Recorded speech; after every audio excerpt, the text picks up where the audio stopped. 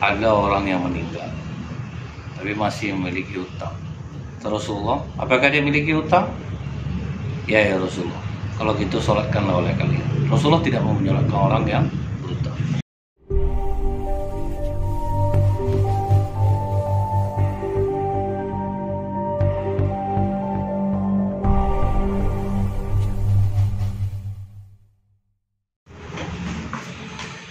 A'udzubillahi minasyaitonirrajim. Bismillahirrahmanirrahim. Assalamualaikum warahmatullahi wabarakatuh.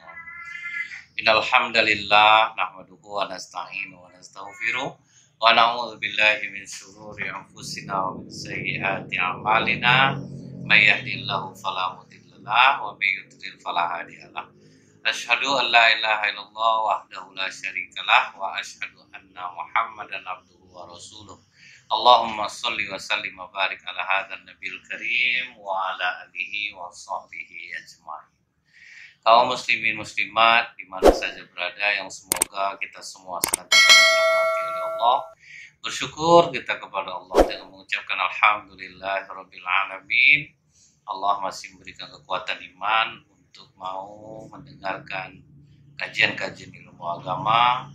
Mudah-mudahan ini sebagai rasa tanda bentuk rasa syukur kita kepada Allah, diberikan Allah pendengaran, dan mudah-mudahan sebab ini iman kita semakin dikuatkan oleh Allah.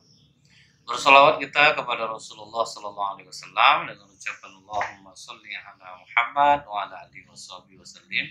Semoga dengan banyak bersolawat kita mendapatkan syafaat di akhirat kelak.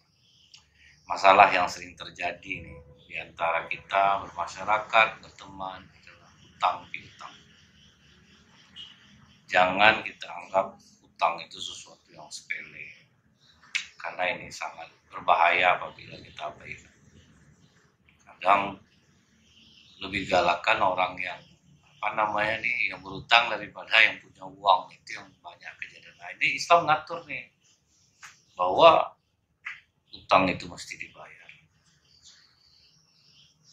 Pada zaman Rasulullah Sallallahu Alaihi Wasallam ada seorang sahabat yang bernama Abu Umamah.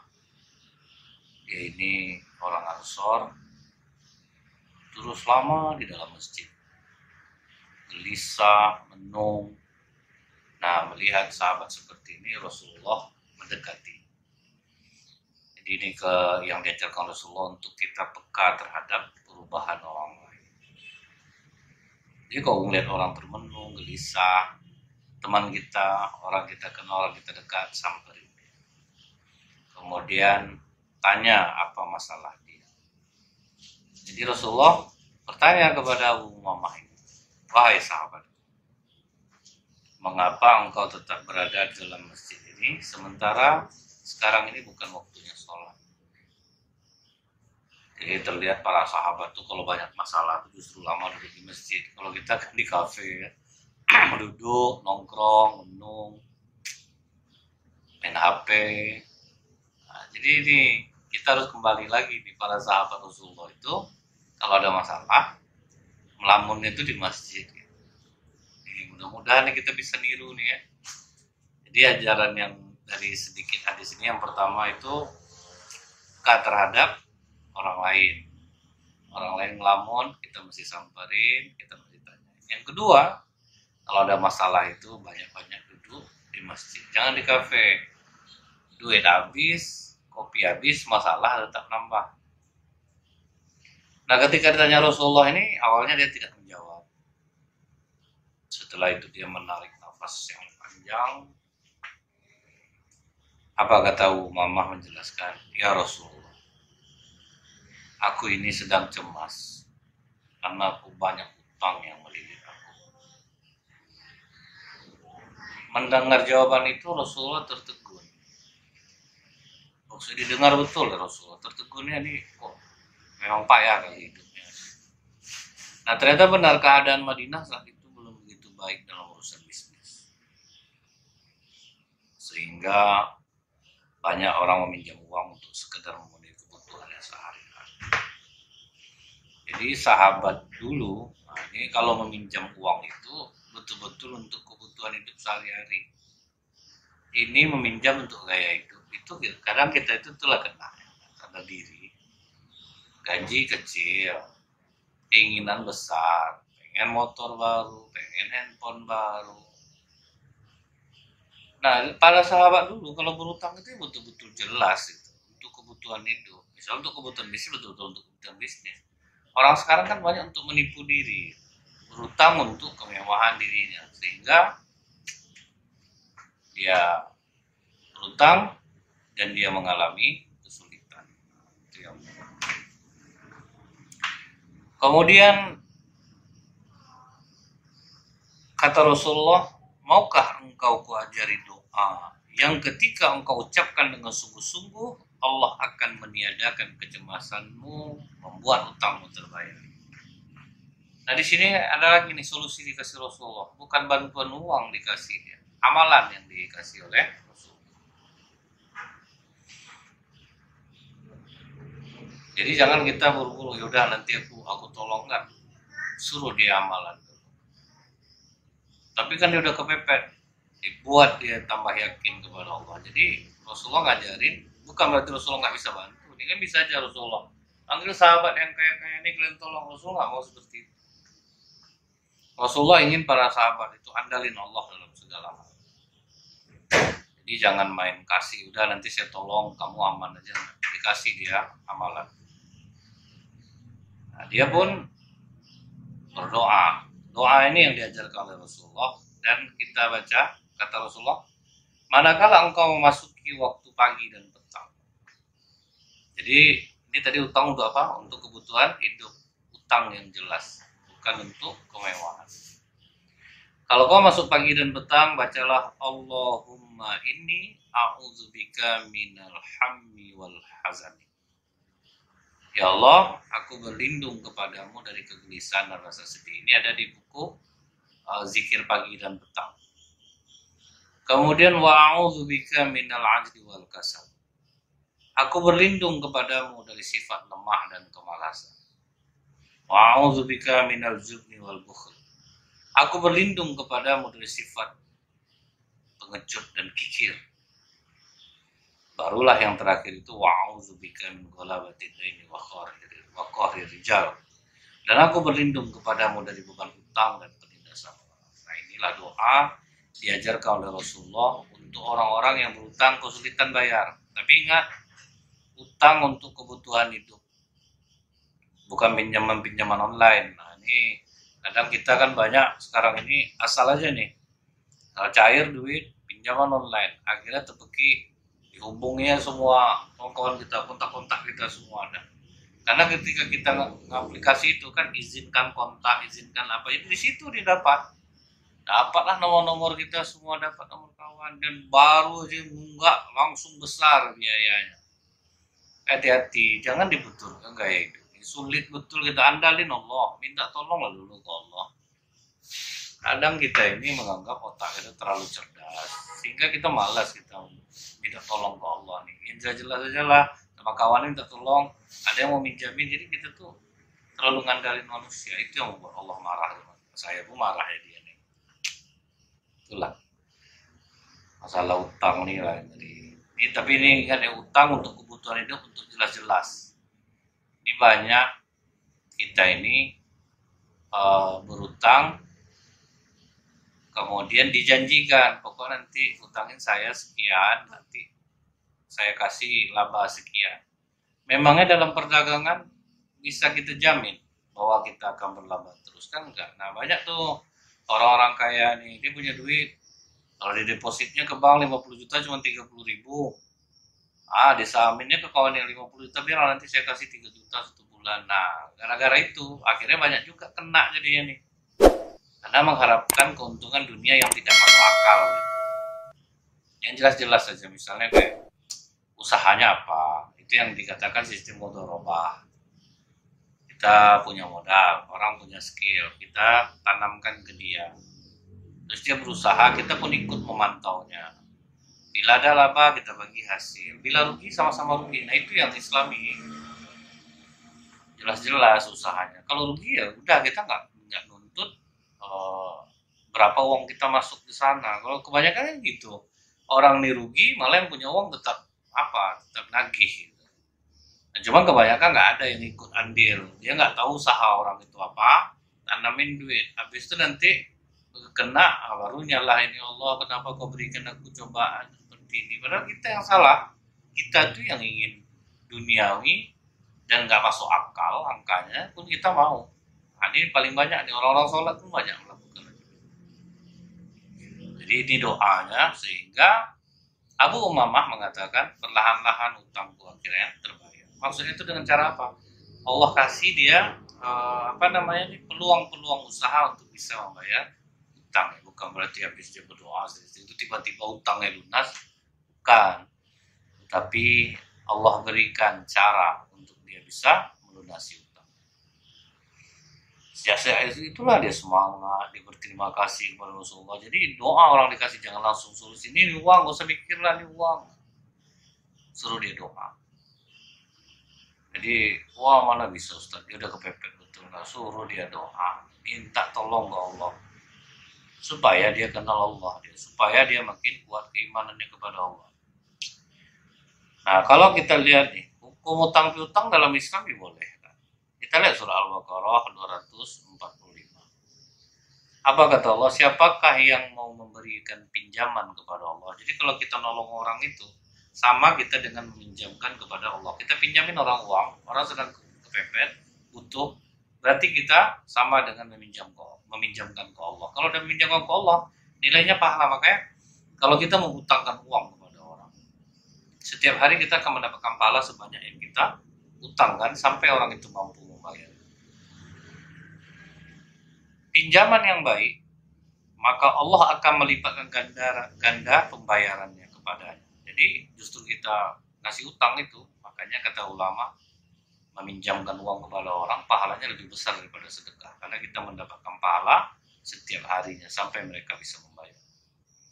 Dilipat gandakan banyaknya, kata Allah surah Al-Baqarah 245. Dan Allah menyempitkan dan melapangkan rezeki, dan kepadanya lah kamu dikembalikan. Jadi kadang kita yang disempitkan, kita yang lapang menolong. Nah, ini kan dahsyat ini, dibolehkan kok gitu. Dan itu dianggap pinjaman yang baik.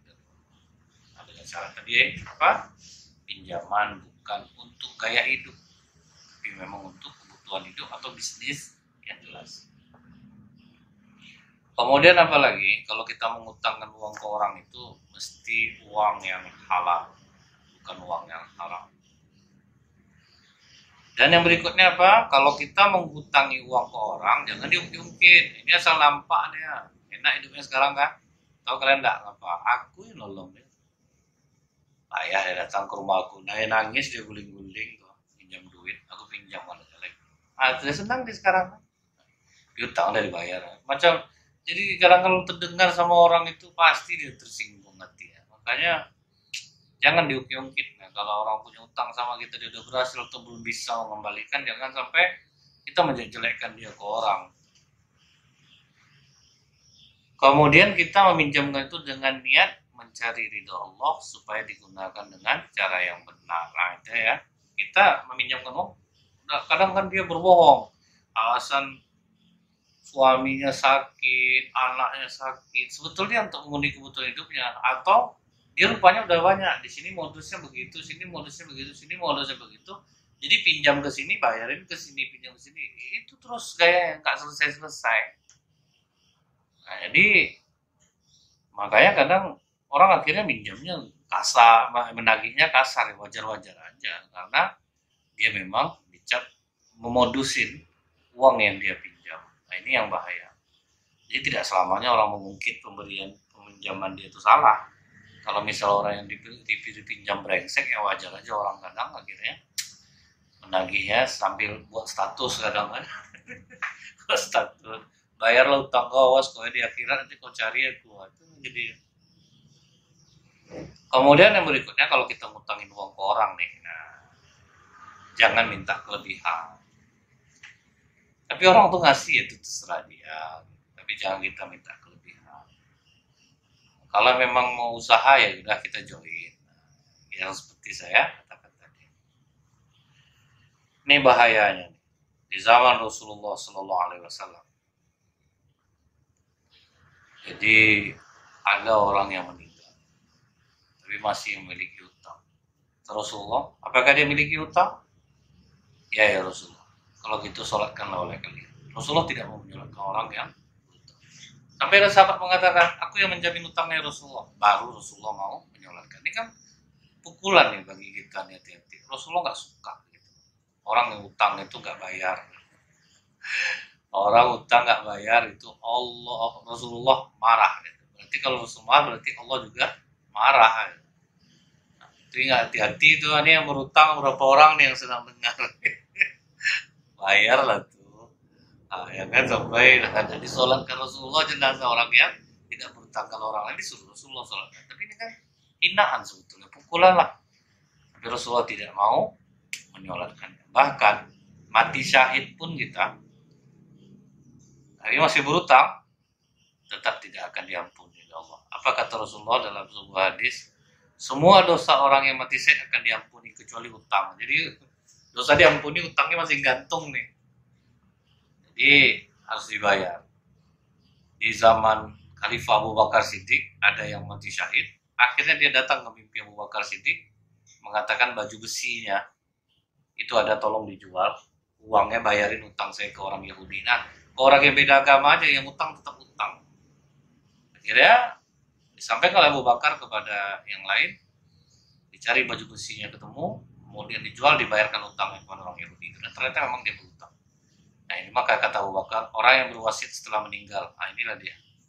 Orang mati syahid tergantung karena utangnya. Jadi tolonglah berubah. Saya yang paling malas itu menggunakan dalih-dalih agama untuk pinjam duit. Gaya baik, agamis, tapi akhirnya menjerumuskan kawan-kawannya, sehingga nanti dia yang jahat, Islam yang kena gitu. Padahal Islam melarang hal-hal yang seperti ini.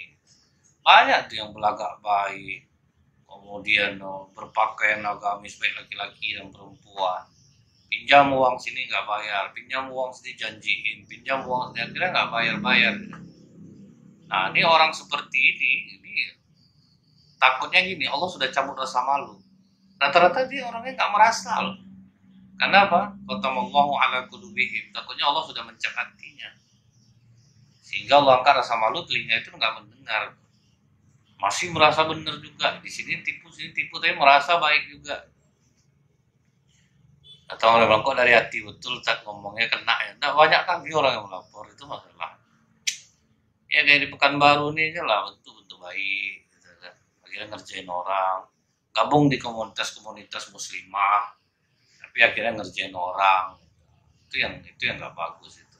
Jadi makanya saya saranin ya udah keluarin aja itu orang, nanti malah yang lain kena, jadi nanti yang jelek komunitas juga jadi. Makanya hati-hati nih orang yang seperti ini, meminjam untuk gaya ini, bukan untuk kebutuhan. Di dalam hadis lain apa kata Rasulullah? Barang siapa yang ruhnya terpisah dari jasadnya dalam keadaan terbebas dari 3 hal, niscaya dia akan masuk surga. Bebas dari 3 hal ini, kita akan masuk surga kata Rasul. Yang pertama, bebas dari rasa sombong. Ini sombong ini kadang orang udah rajin sholat pun banyak sombong. Kadang ibu-ibu ini duduk majelis itu pamer tuh tas kadang kan. Jadi ditanya sama kawannya, cantik tas kakak berapa harganya? Enggak usah kan tanya lagi. Pingsan lah nanti tengah harganya tuh, sombong gak dia jadi itu. Aduh, ini memang banyak nih. Mukanya glowing nih kak, glowing muka kakak, makanya perawatan lah. Cuma perawatan aku malas aku ngomong, akan sanggup kalian. Aduh. Jadi kalau bebas dari sombong bisa masuk surga. Kemudian bebas dari khianat, gak pernah mengkhianati orang, diamanahin, dititipin uang, dititipin jabatan, amanah, masuk surga. Yang ketiga, bebas dari tanggungan utang. Makanya banyak tuh pihak-pihak ini, bank misalnya kan, orang yang udah meninggal diputin utangnya. Akhirnya banyak istri doakan suaminya mati misalnya kan, atas nama suaminya utangnya ini. Bu, nanti kalau suami ibu ini meninggal, utangnya putih. Nah, si bu tiap sholat doakan suami, ya Allah mati karena suami aku biar putih utang. Hanya ada jahat juga orangnya. Tapi benar loh pernah kejadian. asuransi dia tolak istrinya ke dalam jurang. Nah, itu ada loh kejadiannya. Jadi bukan nggak ada. Jadi 3 ini kalau terbebas kita masuk surga. Kata Rasulullah. Sombong, terbebas dari khianat, terbebas dari utang. Terus kalau misal di akhirat kita nggak sanggup nih bayar di dunia. Nah ini yang paling malang ini. Barang siapa yang mati dalam keadaan masih memiliki hutang 1 dinar atau 1 dirham, maka hutang tersebut akan dilunasi dengan kebaikannya di hari kiamat nanti, karena di sana tidak ada lagi dinar dan dirham. Jadi apa amalan kebaikan kita? Ya udah pindahin untuk bayar hutang. Takutnya tuh habis kebaikan kita dibuatnya. Orang yang berhutang tidak sempat melunasinya karena meninggal dunia, maka di akhirat nanti pahalanya akan diambil untuk melunasi hutangnya tersebut. Jadi itu yang berhutang hati-hati. Dan kalau di akhirat nagihnya beda nanti, percayalah. Apa kata Rasulullah lagi dalam sebuah hadis? Jiwa seorang mukmin masih bergantung dengan hutangnya hingga dia melunasi. Diterima. Bayarlah tuh ya, pandai-pandai lah jual barang, bayar. Terus yang laki-laki yang dengan gaya-gaya agamisnya pinjam uang, yang perempuan dengan gaya-gaya agamisnya pinjam uang, belagak baik, belagak suci, belagak akan membayar tapi tidak membayar, berubahlah kalian. Akan tenang hidup kalian. Orang di dunia benci sama kalian, di akhirat kalian ditagih lagi. Itu ya, hati-hati. Ada beberapa adab kita kalau dalam berutang dalam Islam ini. Yang pertama itu jangan pernah lupa mencatat utang piutang. Mesti dicatat. Allah mengatakan surah Al-Baqarah 282, ya ayyuhalladzina amanu idza tadayantum bidainin ila ajalin musamman faktubuh. Wahai orang-orang yang beriman, apabila kalian melakukan utang piutang untuk waktu yang ditentukan, hendaklah kalian menuliskannya. Jadi Allah suruh tulis hutang itu. Mazhab Zahiriyah mengatakan inilah dalil wajibnya menulis transaksi utang. Jadi wajib kita, menurut mazhab ini wajib kita menulis transaksi utang. Kalau pelunasannya tertunda. Nah. Kemudian Ibnu Hazm Az-Zahiri mengatakan jika hutang ditangguhkan pelunasannya, maka wajib bagi keduanya untuk menuliskan dan mencari saksi 2 orang atau lebih. Jadi ada saksinya. Jadi jangan ini kita tinggalkan sebenarnya ya. Sebenarnya nih yang ditinggalkan ada saksi itu, jadi dia nggak bisa ngelak. Kalau WA bisa dihapus. Tapi kalau ada saksi gimana dia mau ngelak? Ini kadang ada yang dia begitu. Saya pernah bertanya, kamu benar nggak utang sama? Oh nggak benar Ustadz. Sebetulnya itu tuh begini. Dia bisa ngelak karena kita nggak punya saksi. Jadi mesti pakai saksi. Jadi kalau saksi itu bisa 1 orang laki-laki, kalau mau perempuan berarti 2 orang perempuan. Karena itu cara bersaksi dalam Islam. 1 laki-laki sama dengan 2 orang perempuan. Karena perempuan ini kan kalau dia sendiri dengan perasaan dia sulit, ya, karena kasihan ya, nggak usah ngaku. Tapi kalau berdua dia baru dia kuat ya. Tapi kalau dalam perjalanan kita tidak menemukan orang yang mencatat. Kalau nggak dicatat, maka orang yang berutang harus menggadaikan sesuatu. Jadi jangan kita memang percaya aja. Kalau misalnya dia nggak punya saksi, ya udah barangnya dulu ditahan. Paling tidak seimbang lah. Kita lah kayak gadai emas lah. Gadai emas kan kita dikasih, terus emas kita kan di situ gitu. Jadi kalau andai kata tidak dibayar, tidak ada jadi masalah. Karena apa? Karena emasnya kan masih di situ. Jadi masih bisa lah dilelang, bisa dia. Itu yang namanya kita itu tinggalkan agunan. Jadi jangan memang percaya, apalagi angkanya besar. Saya mendengar ada yang kemarin tuh kajian ibu-ibu komunitas hamba Allah, ada yang kena 550 juta, ada yang kena 100 juta. Itulah karena percaya gitu. Udah tidak pakai saksi, tidak pakai borok, akhirnya orang bisa ngelak-ngelak jadi. Nah, Kedua, kalau ulama dari kalangan Hanafiyah, Malikiyah, Syafi'iyah, dan Hambali berpendapat bahwa mencatat transaksi utang, menghadirkan saksi ketika transaksi itu hukumnya tidak wajib, kata ulama mayoritas ini. Menghadirkan saksi ketika bertransaksi hukumnya tidak wajib, sementara perintah dalam ayat itu sifatnya bimbingan agar manusia lebih hati-hati. Ya, ini pendapat para ulama lagi. Lebih yakin dalam melakukan muamalah dengan orang lain, terutama masalah utang, sehingga statusnya bukan perintah yang wajib dikerjakan. Kalau kita udah yakin betul nih, ini beda lagi. Betul juga tuh. Karena nggak ada orang kepercayaan kita, bangun kita yakin sama dia. Udah, nggak usah. Ibaratnya kita udah siap, nggak kamu bayar pun nggak masalah. Itu boleh. Tapi kalau nggak siap, jangan ya. Kalau nggak siap, tetap pakai saksi, tetap pakai boroh. Kemudian Imam Syafi'i menjelaskan dengan bagus tafsir ini. Beliau menyebutkan ada dua alasan mengapa perintah dalam ayat di atas bukan perintah wajib. Allah perintahkan kita seseorang jika tidak menemukan penulis agar menggadaikan barangnya. Jadi itu yang membuat kalau nggak ada tulisan boleh menggadaikan barang, berarti tidak wajib. Allah bolehkan untuk tidak menggadaikan barang selama masing-masing yakin saling bisa menjaga amanah. Ini jangan dipakai benar gitu. Kalau takutnya orang mau butuh dia nggak punya boroh. Nah ini yang kita memang udah siap nih. Kalau nggak dibayar pun nggak masalah. Kemudian hukum asal pencatatan dan saksi dan transaksi utang itu sifatnya anjuran. Tetapi jika dipastikan akan menimbulkan sengketa, pertikaian, jika tidak ada dicatat, maka dicatat transaksi menjadi wajib. Jadi kalau dikhawatirkan akan menjadi sengketa. Kemudian yang kedua, adab dalam berutang itu jangan pernah berniat untuk tidak melunasi utang. Ini yang paling ngeri ini.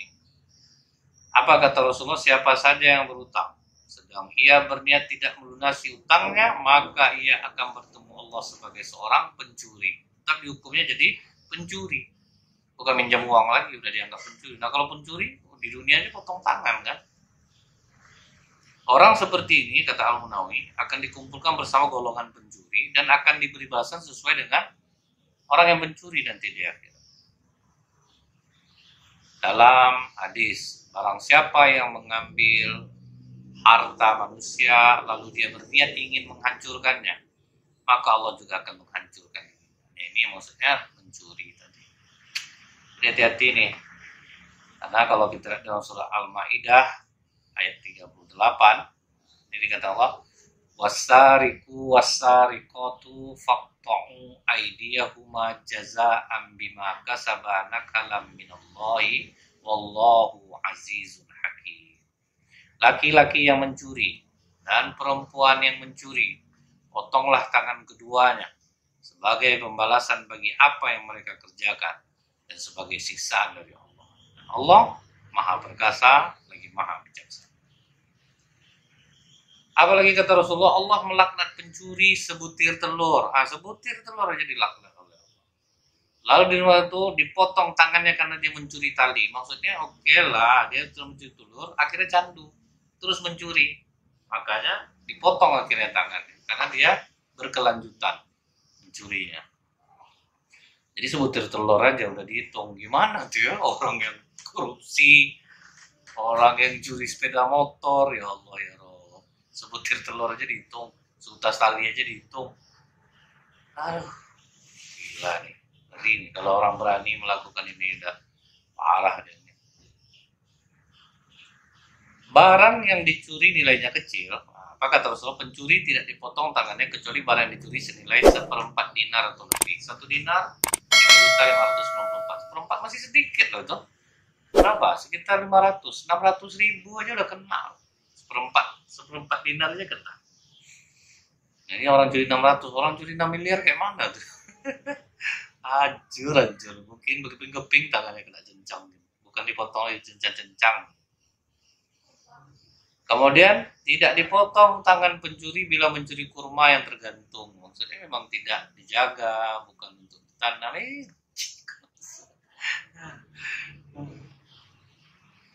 Apa kata Rasulullah? Tahukah kalian siapa orang yang bangkrut? Para sahabat menjawab, orang yang bangkrut itu menurut kami adalah orang yang tidak memiliki uang dirham, dia tidak punya harta benda. Nabi bersabda, sesungguhnya orang yang bangkrut di kalangan umatku itu adalah orang yang datang pada hari kiamat. Orang yang datang pada hari kiamat dengan membawa pahala sholat, ada bawa pahala puasa, ada bawa pahala dia zakat, tapi dia juga datang kepada Allah membawa dosa. Dosanya apa? Mencela. Jadi ingat nih, orang yang udah rajin sholat, puasa, sedekah, jangan suka mencela orang. Dia suka menuduh orang. Dia memakan harta orang lain. Dia menumpahkan darah, membunuh, memukul orang lain. Maka di akhirat nanti kelak kebaikannya akan diberikan kepada orang yang terzolimi. Apabila amalan kebaikannya sudah habis diberikan, sementara belum selesai pembalasan tindak kezalimannya, maka diambillah dosa-dosa orang yang dia zolimi, lalu diberikan kepadanya. Kemudian dia pun dicampakkan ke dalam neraka. Jadi itu hati-hati, kita yang udah rajin sholat, kita yang udah rajin puasa, jangan mencela, jangan nuduh orang, jangan makan harta orang, jangan membunuh orang. Nanti akan rugi kita di akhirat. Sayang, nanti jatuh kameranya. Kemudian yang ketiga, ada orang berutang itu punya rasa takut jika tidak bayar utang. Ada rasa takut, ada khawatir. Apa kata Rasulullah? Karena semua orang yang mati syahid diampuni kecuali utang. Jadi kita mesti ada rasa takut kalau tidak bisa membayar utang. Jangan sayang. Kemudian yang berikutnya adalah jangan merasa tenang kalau masih punya utang. Barang siapa yang mati dan masih berutang 1 dinar atau 1 dirham, maka utang tersebut akan dilunasi dengan diambil amal kebaikannya. Karena di akhirat tidak ada lagi dinar dan dirham. Yang berikutnya, jangan pernah menunda membayar utang. Menunda-nunda membayar utang bagi orang yang mampu membayar, kata Rasulullah, adalah kezaliman. Jadi kalau memang ada, langsung disegerakan. Jangan sampai ditunda-tunda. Kemudian yang keenam, adabnya adalah jangan pernah menunggu ditagih dulu baru membayar. Nah, ini kita kebanyakan orang yang punya duit diam, ditagih baru bayar. Kata Rasulullah, sebaik-baik orang adalah orang yang paling baik dalam pembayaran. Kalau memang udah ada, bayar. Nah, orang seperti ini insya Allah aman hidup. Kemudian jangan pernah mempersulit dan banyak alasan dalam pembayaran utang. Allah akan memasukkan ke dalam surga orang yang mudah ketika membeli, menjual, dan melunasi utang. Jadi mudah-mudahan kajian ini membuat kita sadar, jangan meremehkan utang, ya ada latarnya. Jadi jangan mudah menyepelekan masalah utang. Jadi yang utang-utang nih, tolong dibayar habis ini ya. Nah, jangan sampai nanti diminta di akhirat. Baik, subhanakallahumma bihamdika asyhadu an la ilaha illa anta astaghfiruka wa atubu ilaik. Terima kasih yang sudah like, komen, dan share. Semoga Allah senantiasa merahmati kita bersama.